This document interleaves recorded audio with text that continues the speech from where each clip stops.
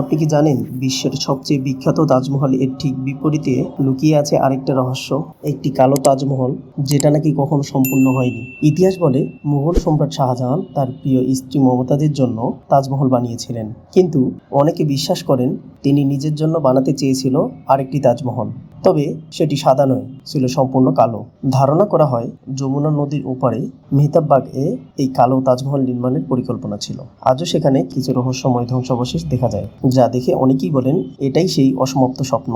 এই রহস্যের মূল উৎস একজন ভ্রমণকারী, জেন ব্যাপটিস্ট ট্যাভনিয়ার। তিনি দাবি করেছিলেন শাহজাহান একটি কালো তাজমহল বানাতে চেয়েছিল, কিন্তু সমস্যা হলো কোনো অফিসিয়াল মুঘল রেকর্ডে এর উল্লেখ নেই, কোনো নির্মিত কাজের নিশ্চিত প্রমাণও পাওয়া যায়নি।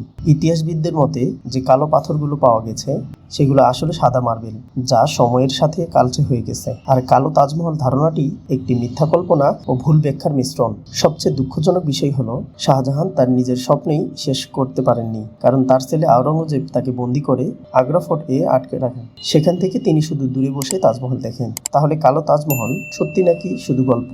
কমেন্টে লিখে জানান আপনার মতামত। আর এমন রহস্য জানতে চ্যানেলটি অবশ্যই সাবস্ক্রাইব করুন।